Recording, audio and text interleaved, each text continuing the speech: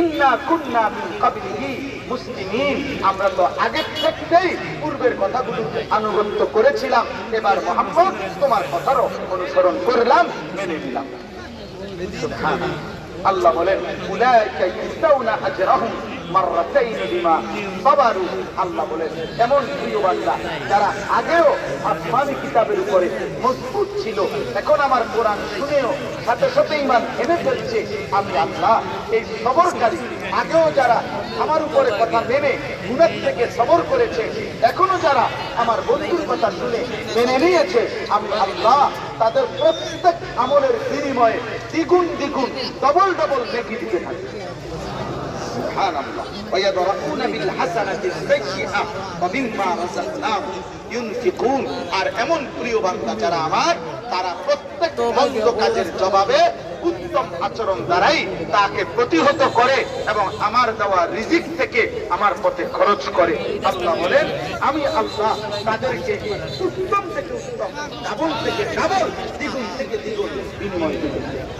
এজন্য কিশোর ভাই, যুবক ভাই, নওজোয়ান ভাই, আল্লাহ তাআলা যদি তোমাকে তৌফিক দেয়, গুনার রাস্তা যদি তুমি ছেড়ে দাও, আল্লাহর পথে যদি ফিরে আসো, আল্লাহ তাআলা বলেন বান্দা দ্বিগুণ থেকে দ্বিগুণ আমি আল্লাহ তোমাকে নেকি দেব, আখিরাতে জান্নাতের মান বানিয়ে।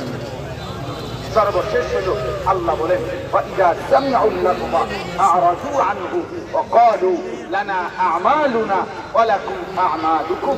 আল্লাহ বলেন আমার প্রিয় বান্দা তারা যাবতীয় ওই কথাইটা, অনর্থক কথা, অনর্থক কাজ যখনই তারা শুনে তারা তার থেকে সরে যায় এবং ওই লোকদেরকে বলে তোমাদের কাজ নিয়ে তোমরা থাকো, আমি আমার আমল নিয়ে আসি, সালামুন আলাইকুম, আমি তোমাদের জন্য আল্লাহর কাছ থেকে শান্তি কামনা করছি, মানে হেদায়েত কামনা করছি।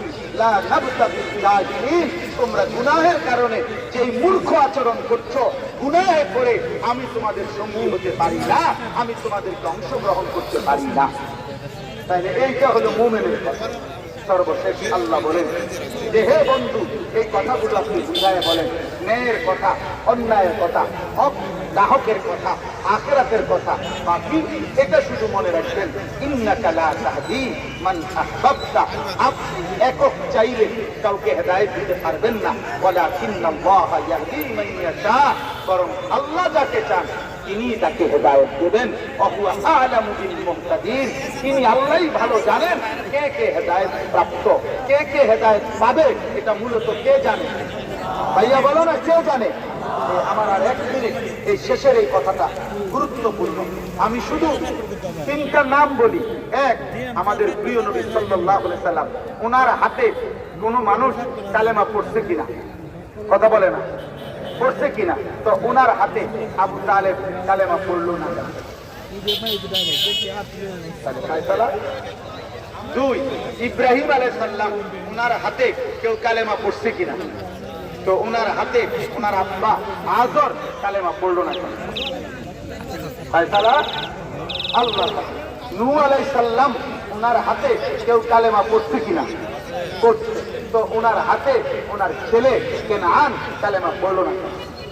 ফায়সালা এই কথা বলে, এটা জরুরি। অতএব আমরা যে বলি তোমাদেরকে, নওজোয়ান ছেলেরা, প্রতিনিয়ত এটা আমাদের দায়িত্ব, আমরা বলছি, কিন্তু মূলত হেদায়েত, মূলত ফয়সালা, মূলত পরিবর্তন, আল্লাহর দ্বীনের জন্য তারা কাজে লাগবে, আল্লাহর দ্বীন বিজয়ের জন্য, মাহদীর জন্য, আগামীর পৃথিবীতে ইসলামের পতাকা উড়াবার জন্য। খোদার কসম, ইসরাফিলের ফু দিতে যদি আর একদিনও বাকি থাকে, পৃথিবীতে মাহদী আসবে, দাজ্জাল আসবে, ইসলামের পতাকা আরেকবার বিশ্বময় উড়বেই, উড়বেই, উড়বেই, উড়বেই ইনশাআল্লাহ। এটা নবী সাল্লাল্লাহু আলাইহি সাল্লামের ভবিষ্যৎবাণী, এটা মিথ্যা হবে না। এটা কি হবে না? মিথ্যা হবে। অতএব দেখার বিষয় হলো আল্লাহ তাআলা তোমাকে নিবে কি, ঈমানের পক্ষে নিবে না দাজ্জালের পক্ষে নিবে, এটা কার ফয়সালা? অতএব আল্লাহর কাছে দোয়া করো, আল্লাহ আপনি আপনার অনুগত বান্দাদের সাথে আমারে রাখেন, মাহাদির পক্ষে আমারে রাখেন, আমারে ঈমান দেন, আমারে আখিরাত দেন, আমারে জাহান্নামী করেন না মাওলা। আল্লাহর কাছে চাও। জোয়ান আবারও বলছি, নষ্ট হয়েও না। আমার জীবনের একটা স্বপ্ন বাবা, এই আমার শেষ কথা, আমার জিন্দেগির একটা আশা, আমি আমার জীবন যতক্ষণ আছে আমি জানি না আমি কতক্ষণ থাকবো, আমি জানি না আমি কতক্ষণ বাঁচবো। অতএব কোন দুশ্মন হুমকি দিবে, কোন দুশ্মন ছড়ায় দিবে, এটা কোনো বিষয় না। ছড়াইয়া দিলেও রবের কাছেই যাইতে হবে, মালিকের কাছে পাঠাই দিবে আমার ঘরে। যে গুলি করলো আল্লাহর কাছে ফেরত পাঠাবে, মাইরা ফেললো আল্লাহর কাছে ফেরত পাঠাবে, আর শহীদ হলেও আল্লাহর কাছেই ফেরত হবে। স্বাভাবিক মৃত্যু হলেও কার কাছে যাবে? তো উনি তো ঠিক মতোই ফয়সালা করবে। কথা বলে না কেন? আল্লাহ সঠিক ফয়সালা করবে কিনা? হ্যাঁ, কোনো সন্দেহ নেই, কোনো টেনশনের কিছু নাই। তো আমার জীবনের একটা আশা যে মুসলিম কিশোর নওজোয়ান তারা আল্লাহর দিকে ফিরুক। এই জন্য আমি দিবানিশি ছেলেদের কথা একটু বেশি বলি, যুবকদের কথা একটু বেশি বলি।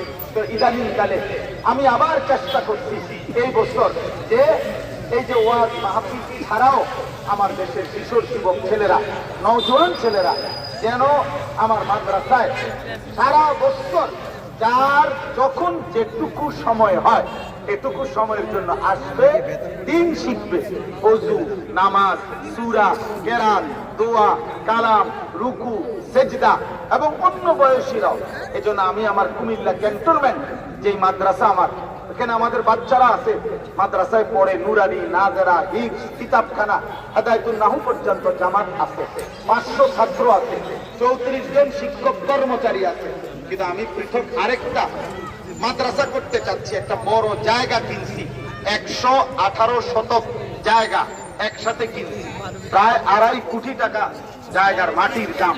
এই আশায় যে আমি একটা স্বতন্ত্র মাদ্রাসা করতে চাই। মাদ্রাসাটার আশা হইল যে সারা বাংলাদেশের যে কোনো কিশোর যুবক নওজোয়ান, স্কুল কলেজ ইউনিভার্সিটি পড়ুয়া কিংবা পড়ে না কিংবা অন্য বয়সী, একেবারে ঠেলাওয়ালা হোক, দিন মজুর হোক, কুলিওয়ালা হোক, বছরের যে কোনো দিন যখনই চায় আসবে, যে আসবে যখন দিন শিখবে তখন, যার সময় ততক্ষণ দিন শিখবে ততক্ষণ। এই আশায় একটা পূর্ণাঙ্গ মাদ্রাসা করার জন্য আমি ওই জায়গাগুলো কিনছি, মসজিদ, মাদ্রাসা, দিনই আরো কমপ্লেক্স। আমার ওই মাদ্রাসার ক্রয়কৃত জায়গায় এক নামাজের মুসল্লা পরিমাণ জায়গার দাম 4200 টাকা। আমরা এটা হিসাব করে বের করছি, এক মুসল্লা জমির দাম আর কি, নামাজের মুসল্লা পরিমাণ। আপনাদের কাছে আমি একটা কাগজ শুধু দিয়ে যাচ্ছি, এই কাগজটার মধ্যে আমার ওই মাদ্রাসার এই আহ্বানটা আছে। 4200 টাকা। কেউ যদি আমাদের এখানে বিকাশ নাম্বার আছে, অ্যাকাউন্ট নাম্বার আছে, যদি কেউ পারেন, নিজে পারেন, কাউকে বলে পারেন, আত্মীয় স্বজনের কাছ থেকে পারেন, কারো ভালোবাসায় যদি এই টাকাটা পাঠান এবং আপনার মোবাইল নাম্বার পাঠান, আমরা তাকে আমাদের মাদ্রাসার আজীবন উন্নয়ন সদস্য হিসাবে গ্রহণ করব এবং আমাদের এই স্বপ্নের প্রতিষ্ঠান সারা দেশব্যাপী মুসলমানের কিশোর যুবক দিন শিখবে, এই ব্যবস্থাপনাটা যেন আমরা করতে পারি। এই জন্য এই কাগজটা নিয়ে যারই সুযোগ হয় পারলে দিয়েন, না হলে দোয়া করেন, সম্ভব হইলে কাউকে বললেন। আল্লাহ আপনাদেরকে তৌফিক দেন। আজকের এই মুবারক মাহফিল আল্লাহ কবুল করেন। প্রিয় ভাই শুনেন, আমি অনুরোধ, নওজোয়ান ছেলেরা 30 বছরের নিচে তোমাদের যাদের বয়স, তোমরা একটু হাত তোলো তো। 30 বছরের নিচে আমার 25, এই তোমাদের জন্য কথা হইলো, এই কাগজে তোমরা এই নাম্বারে 1000 টাকা যদি কেউ পাঠায়, তো তোমরাও আমাদের মাদ্রাসার কিশোর যুব উন্নয়ন সদস্য হিসাবে তোমাদের নামও নেওয়া হবে। আমরা এইটাও আলাদা রাখছি, শুধু যুবক যদি 1000 টাকা দেয়, আল্লাহ তৌফিক দিক। দ্বিতীয় কথা হইলো হাত নামাও। দ্বিতীয় কথা হইলো প্রত্যেকের কাছে আমার শেষ অনুরোধ, তোমরা দয়া করে প্রত্যেকেই আমার অনুরোধ রইল যে তোমরা ফজরের নামাজ জামাতের সাথে পড়ো এবং চোখের হেফাজত করো, চোখের হেফাজত করো, চোখের হেফাজত করো, নজরের হেফাজত করো, নজরের হেফাজত করো।